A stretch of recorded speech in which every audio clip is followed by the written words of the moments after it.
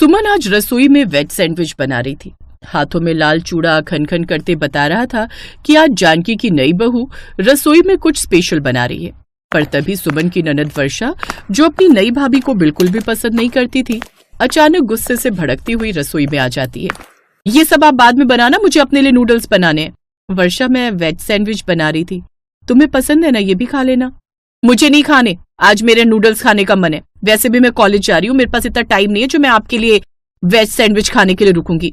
मैं अपने नूडल्स बना रही हूँ, आप ये सब बाद में कर लेना। किचन में इतनी जगह नहीं है कि दो लोग खड़े हो सके। सुमन ने कुछ नहीं कहा, वो चुपचाप रसोई से बाहर आ गई। वर्षा, ये क्या तरीका है अपनी भाभी से बात करने का? वो सबके लिए नाश्ता बना रही थी, तुम एक तरफ बना लेती नूडल्स। रसोई से बाहर जाने के लिए क्यों बोला अपनी भाभी को? मम्मी, मैं देख रही हूँ जब से भाभी आई है आप सबने मेरे ऊपर ध्यान देना बंद कर दिया है। जब देखो इस घर में भाभी की बातें होती रहती हैं। मैंने कल इडली सांभर बनाने के लिए बोला था, लेकिन किसी ने भी मेरे लिए इडली सांभर नहीं बनाया।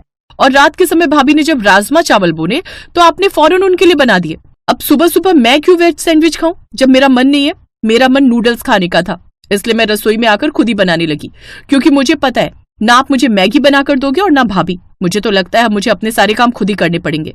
मैंने मैगी बना ली है, जा रही हूँ कॉलेज। बुला लो अपनी प्यारी बहू को, आ जाएगी रसोई में आपके लिए सैंडविच बनाने। बाय। वर्षा ने डिब्बे में नूडल्स पैक किए और कॉलेज चली गई। घर में सब जानते थे कि वर्षा सुमन के साथ अच्छा व्यवहार नहीं कर रही है, पर सुमन सबकी लाडली थी, इस वजह से कोई भी उसे इस बारे में कुछ नहीं कह रहा था। मम्मी जी, ये सैंडविच। पापा जी, आपका नाश्ता। सुमन बहू, वर्षा की तरफ से मैं माफी मांगती हूँ। क्या करूं, मुझे समझ ही नहीं आ रहा कि वो ऐसा व्यवहार क्यों कर रही है। नहीं नहीं मम्मी जी, ऐसे माफी शब्द मत बोलिए, मुझे अच्छा नहीं लगेगा। वर्षा मेरी छोटी बहन जैसी है, मुझे उसकी बातों का बुरा नहीं लगता। वो मेरे ऑफिस के कुछ फ्रेंड्स शाम को घर आना चाहते हैं। सुमन, तुमसे मिले नहीं ना, तो सबका मन है तुमसे मिलने का। सब बार बार बोलते हैं कि भाभी से मिलवाओ। जी बोल दीजिए, मैं कुछ बना लूंगी खाने का। तुम बेकार में थक जाओगी, बाहर का ऑर्डर कर देंगे। पर नीरज ठीक कह रहा है बहू, तुम अकेली कहाँ बनाती रहोगी? बाजार से आ जाएगा शाम को खाना, सब तुमसे मिलने आ रहे हैं और तुम रसोई में लगी रहो, ये भी अच्छा नहीं लगता। इधर नीरज के फ्रेंड्स के आने की बात हो रही थी, उधर वर्षा कॉलेज के बहाने अपने बॉयफ्रेंड विक्की से मिलने गई थी। विक्की और वर्षा बहुत ही क्लोज आ चुके थे। वर्षा विक्की से अक्सर शादी की बात करती रहती थी। नूडल्स तो तुमने बहुत बढ़िया बनाए हैं, ऐसे नूडल्स रोजाना मिल जाएं तो मजा आ जाए। इसके लिए तो तुम्हें मुझसे शादी करनी पड़ेगी, फिर तो रोजाना तुम्हें बढ़िया खाना मिलेगा मेरे हाथों का। पर जब भी मैं तुमसे शादी की बात करती हूँ तुम मुझे बहाना बना देते हो। विक्की बताओ ना, कब करोगे शादी की बात? बहुत जल्दी करूंगा, बस कुछ दिन की और बात है। पापा लंदन से आ जाएं, उसके बाद मैं इस बारे में बात कर लूंगा। विक्की की बात सुनकर वर्षा खुश हो जाती है। शाम को जब वर्षा घर लौटती है तो नीरज के दोस्त आए हुए होते हैं, जिनमें लड़के लड़कियां दोनों शामिल थे। नीरज भैया, कुछ भी कहो, सुमन भाभी बहुत अच्छी है। आपको पता है सुमन भाभी मेरा कोई भाई नहीं था, पर जब मैंने ऑफिस ज्वाइन किया तो नीरज भैया ने बिल्कुल भाइयों जैसी मेरी केयर की, मेरी हर काम में हेल्प की। बहुत अच्छा नेचर है नीरज भैया का, ऑफिस में हम सबको बहुत सपोर्ट करते हैं। ये तो सच है भाभी, अपना यार नीरज वाकई में बहुत अच्छा है, बहुत बड़े दिल वाला है। कितनी बार तो परेशानी के समय इसने मेरी मदद की है, हमेशा आगे रहा है। अरे बस करो, मेरी इतनी तारीफ करोगे तो मक्खन खाकर मेरा वजन बढ़ जाएगा। मैं सबके लिए आइसक्रीम लेकर आती हूँ। तभी वर्षा आ जाती है। वर्षा, मेरे सारे दोस्तों से मिलो, ये मेरी बहन वर्षा है। ओह, मैंने तुम्हें कहीं देखा है। मुझे हाँ याद आया, तुम विक्की की दोस्त हो ना? पहले वो मेरे कॉलेज में था, मैंने तुम्हें एक बार उसके साथ एक कॉफी शॉप में देखा था। मैं विक्की से मिलने भी आई थी, शायद तुम्हें याद होगा। इतना कुछ याद नहीं है, मैं फ्रेश होकर आती हूँ। नीरज की दोस्त की बात सुनकर उस समय सब चुप हो गए। वर्षा समझ गई थी कि अब वो विक्की की सच्चाई ज्यादा छुपा नहीं पाएगी। सबको घर में पता चल चुका था कि वर्षा विक्की से प्यार करती है और उससे शादी करना चाहती है। वर्षा, आज ही हमारी विक्की के माता पिता से बात करवाओ। हम नहीं चाहते कि लोगों के मुंह से हम ये बात सुने। हम बिना देर के तुम्हारी शादी विक्की से कर देंगे। पापा, मैं विक्की को कॉल मिला रही हूँ, वो उठा नहीं रहा। तो तुम्हें विक्की का घर तो पता है ना? हम आज ही विक्की के घर चलते हैं। हाँ और क्या, एक बार उसके मम्मी पापा से बात तो करें, उन्हें भी अपने बेटे के बारे में पता होना चाहिए। वर्षा के मम्मी पापा और नीरज विक्की के घर जाते हैं, पर वहाँ विक्की नहीं था। साहब जी, कल ही वो लोग सब कुछ बेचकर विदेश चले गए हैं। साहब ने विकी भैया और उनकी मम्मी को भी बुला लिया है, कल रात को ही गए हैं साहब जी। क्या विकी लंदन चला गया? उसने वर्षा को कुछ भी नहीं बताया। पता नहीं ये लड़की क्या करेगी। चलो अब वापस घर, यहाँ रुकने से क्या फायदा। मैं तो कहती हूँ कोई अच्छा लड़का देखकर वर्षा की शादी कर दो, ज्यादा दिन देर करना ठीक नहीं। वर्षा ने जब सुना कि विक्की हमेशा के लिए लंदन चला गया है तो वो फूट फूट कर रोने लगी। वर्षा घबरा रही थी। घर में उसकी शादी की बात चल रही थी। सुमन वर्षा के कमरे में गई ताकि वो वर्षा से बात कर सके। आप यहाँ क्यों आए हो? आप बाहर जाओ, मुझे किसी से बात नहीं करनी। वर्षा, मैंने तुम्हारे वॉशरूम की क्लीनिंग की थी, वहां पर मुझे ये प्रेगनेंसी टेस्ट किट मिली है। शायद तुम डस्टबिन में फेंकना भूल गई थी। भाभी प्लीज किसी को कुछ मत बताना, आपको मेरी कसम, नहीं तो मम्मी पापा भैया सबके सामने मेरी बहुत इंसल्ट हो जाएगी। भाभी घबराओ नहीं वर्षा, तुम मेरी छोटी बहन हो, किसी को कुछ पता नहीं चलेगा, मैं किसी से कुछ नहीं कहूंगी। सुमन नहीं जानती थी कि कमरे के दरवाजे पर उसके सास ससुर और पति ये बात सुन चुके हैं। तीनों गुस्से में थे। वर्षा, तूने हमें कहीं का नहीं छोड़ा, तेरी वजह से हमारा पूरी बिरादरी में अपमान हो जाएगा। अगले महीने ही कोई लड़का देखकर हम इसकी शादी कर देंगे। वर्षा, मुझे तेरे से ये उम्मीद नहीं थी। प्लीज आप लोग इसे सपोर्ट करो, वर्षा को माफ कर दो। इस समय ये इस कंडीशन में नहीं है कि इतनी नफरत सहन कर सके। वर्षा को आपके सपोर्ट की जरूरत है। सुमन का अपनापन देखकर वर्षा की आंखें भर आती हैं। हमेशा ही वो सुमन का कितना अपमान करती थी, उससे नफरत करती थी, पर आज सुमन उसका पूरा साथ दे रही थी। वर्षा भाभी, मैं विक्की से बहुत प्यार करती हूँ, प्लीज कुछ करो, मुझे विक्की से मिलना है। भाभी टेंशन मत लो वर्षा, मैं कुछ करती हूँ। तुम्हारे पास विक्की के पापा का नंबर है ना? मुझे दो। वर्षा सुमन को विक्की के पापा का नंबर देती है। ये मिल गया भाभी, एक बार विक्की ने मेरे फोन से अर्जेंट अपने पापा को फोन मिलाया था, मेरे फोन में सेव कर लिया था मैंने। ठीक है, मैं विक्की के पापा को फोन करती हूँ। हेलो, नमस्ते राजेश अंकल जी। मैं काफी देर तक सुमन विक्की के मम्मी पापा दोनों से बात करती है, उन्हें सारी सच्चाई बताती है। अपने बेटे की करतूत पर उन्हें बहुत गुस्सा आता है। अंकल जी, आप तो खुद एक बेटी के पिता हैं, आप खुद सोचिए, क्या विक्की ने सही किया? इधर सुमन विक्की के मम्मी पापा से बात कर रही थी, उधर वर्षा के मोबाइल पर विक्की का फोन आ जाता है। सॉरी वर्षा, मैं घबरा गया था, मुझे कुछ समझ ही नहीं आया। तुमने एकदम से शादी का प्रेशर डाला तो मैं परेशान हो गया। मैंने सोचा पता नहीं मेरे घर वाले मानेंगे या नहीं, पर सॉरी, मुझे नहीं पता था कि तुम प्रेग्नेंट हो।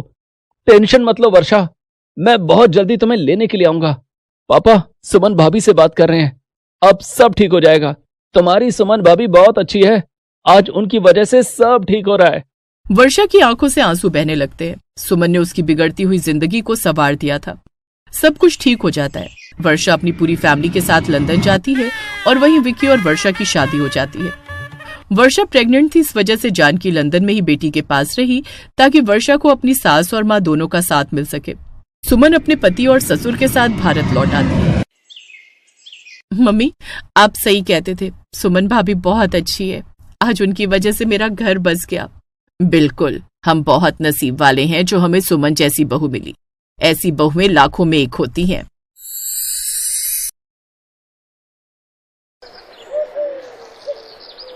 हे भगवान, क्या सोचकर मेरी किस्मत लिखी तूने। शादी भी कराई तो ऐसे घर में जहां ये काम खत्म ही नहीं होते। हाय मेरी कमर, लगता है आज तो टूट ही जाएगी। घर के आंगन में झाड़ू लगाते हुए नम्रता मन ही मन में बड़बड़ाई जा रही थी। वो गुस्से में ऐसे झाड़ू लगा रही थी जैसे मानो झाड़ू से किसी सांप को मार रही हो। दरअसल नम्रता की शादी सुशील से हुई थी। सुशील की माँ लता अपाहिज थी और वो हमेशा व्हीलचेयर पर ही रहती थी। लता के कुल 5 बच्चे थे, एक नम्रता का पति सुशील और उसके अलावा 4 बेटियां, सिया, ममता, रवीना और निशा। इन सब में सुशील सबसे छोटा था। चारों बड़ी नंदों की शादी हो चुकी थी। उस दिन नम्रता की सबसे बड़ी ननद सिया अपने 3 साल के बेटे को लेकर अपने मायके आई हुई थी। सिया के बेटे ने पूरे घर में कचरा फैला दिया था, जिसे साफ करते करते नम्रता थक गई थी। तभी सिया का बच्चा खेलते खेलते उसके पास आ गया। अपनी माँ के दम पर फुदक रहा है ना, मुझे तू अकेले में मिल गया ना, कसम से ये सारा कचरा तुझे ही खिला दूंगी, फिर सारा दिन पॉटी करता फिरेगा। अरे ना ना ना, ये क्या बोल गई मैं, अगर इसे पॉटी लग गई तो भी तो शामत मेरी ही आनी है, इससे बढ़िया तो मैं कचरा ही उठा लूं। हे भगवान, थोड़ी तो दया कर मुझ पर। अकेले में क्या बड़बड़ा रही है बहू? कुछ नहीं माँ जी, मैं तो बस रेहान को देख रही थी, कितना प्यारा है ना ये। हाँ वो तो है ही। बेटा रेहान, जाओ जाकर मामी को किस्सी कर दो। नहीं मामी, गंदी। बच्चे की बात सुनकर नानी जोर जोर से हंसने लगे, जबकि नम्रता अपनी बेइज्जती से और ज्यादा जल भुन गई। लेकिन अपनी सास के सामने वो भी झूठ मूठ हंसने लगी। पूरे 15 दिनों तक मायके में रहने के बाद सिया अपने ससुराल वापस चली गई। तब जाकर नम्रता को कुछ राहत मिली, लेकिन अपनी सास के सामने नंबर बनाने के लिए वो उदास होते हुए बोली, माँ जी, सिया दीदी चली गई तो कितना सूना सूना लग रहा है ना। हाँ, मन लगा रहता था, पर तू चिंता मत कर। परसों ममता अपने दोनों बच्चों के साथ आ रही है। वो कह रही थी कि इस बार 10 दिन तो रुक कर ही जाएगी। अच्छा, अरे वाह, अब बढ़िया रहेगा। फिर तो बहुत बढ़िया रहेगा। नम्रता मन मारकर अपनी सास से झूठ बोल रही थी। सिया और उसके बच्चे के जाने की सारी खुशी 1 सेकंड में काफूर हो गई थी। 2 दिन बाद ममता अपने दोनों बच्चों को लेकर मायके आ गई। उसके दोनों बच्चे बहुत ही शैतान थे। वो दिन भर घर में धमा चौकड़ी मचाते और गंदगी फैलाते। नम्रता बस उन्हें देखती और खून के घूंट पीकर रह जाती। किसी तरह 1 हफ्ता बीत गया और ममता अपने दोनों बच्चों को लेकर अपने ससुराल चली गई। अब नम्रता को चिंता हुई कि कहीं अब उसकी तीसरी ननद रवीना न आ जाए, तो उसने टोह लेने के लिए अपनी सास से कहा, माँ जी देखिए ना, ममता दीदी के दोनों बच्चों के जाने से घर कैसा सूना हो गया है ना। हाँ, पर तू चिंता मत कर। 3 दिन बाद रवीना और निशा दोनों इकट्ठे आ रहे हैं, और निशा तो पेट से है।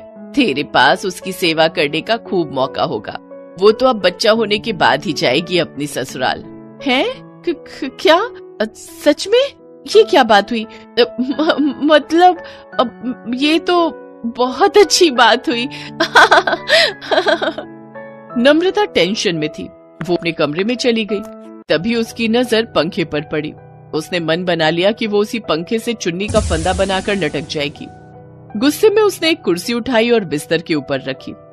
वो फंदा लगाने ही वाली थी कि तभी उसकी सास अपनी व्हीलचेयर से उसके कमरे में आई और बोली, हाँ, ये ठीक किया तूने नम्रता। बेटी, मेरे कमरे के भी पंखे को साफ कर दे, बहुत गंदा हो रहा है। और सुन, थोड़ा साबुन का पानी ले लेना, देखना चमक जाएंगे पंखे एकदम। हाँ जी माँ जी, अभी करती हूँ।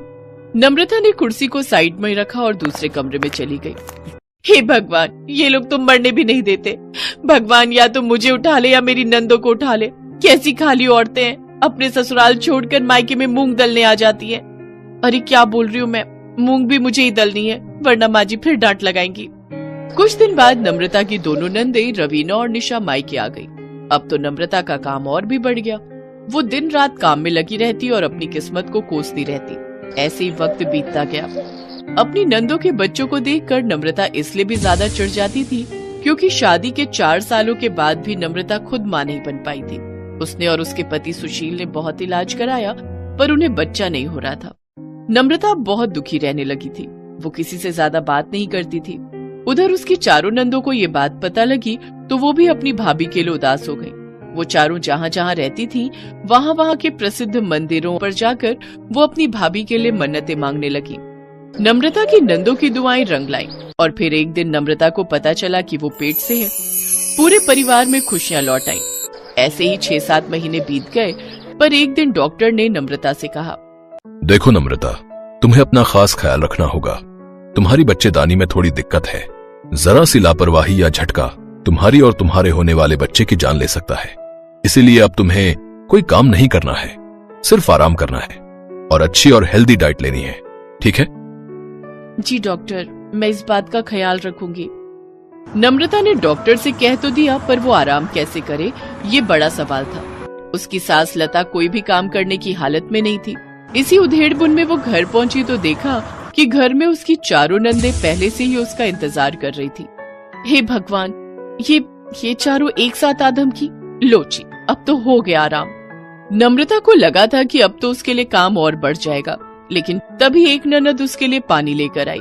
दूसरी ने फौरन उसके लिए फल काटना शुरू कर दिया, तो तीसरी उसके कमरे को ठीक करने लगी। चारों नंदों ने घर का सारा काम संभाल लिया था और ये देखकर नम्रता को अपनी आंखों पर विश्वास ही नहीं हो रहा था। ये लो भाभी, सेब खाओ। नहीं, उससे पहले ये लो गर्मा गर्म दूध पी लो भाभी। भाभी, इसमें गर्म पानी है, जब भी प्यास लगे तो पी लेना।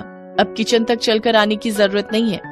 अपनी नंदों का प्यार देखकर नम्रता की आंखों से आंसू छलक गए। कुछ दिन बाद नम्रता ने एक प्यारी सी बेटी को जन्म दिया। उसके मां बनने से उसकी नंदों की खुशी का ठिकाना नहीं था। नम्रता ने उन चारों के सामने हाथ जोड़कर कहा, मैंने आप लोगों को कितना गलत समझा, मुझे माफ कर देना। आप सबकी वजह से ही मेरी बेटी इस दुनिया में आ पाई, इसीलिए मैंने सोचा है कि मैं अपनी बेटी का नाम आप चारों के नाम पर रखूंगी। सिया दीदी के सी, ममता दीदी के म, रवीना दीदी के र और निशा दीदी के न, यानी सिमरन। अब सब ठीक था। धीरे धीरे नम्रता की चारों नंदे अपने ससुराल जाने लगी, लेकिन इस बार नम्रता को वाकई उनके बिना घर सूना लग रहा था, क्योंकि उसे एहसास हो गया था कि उसकी 4 नंदे सिर्फ मेहमान नहीं बल्कि उसके सुख दुख की साथी भी हैं।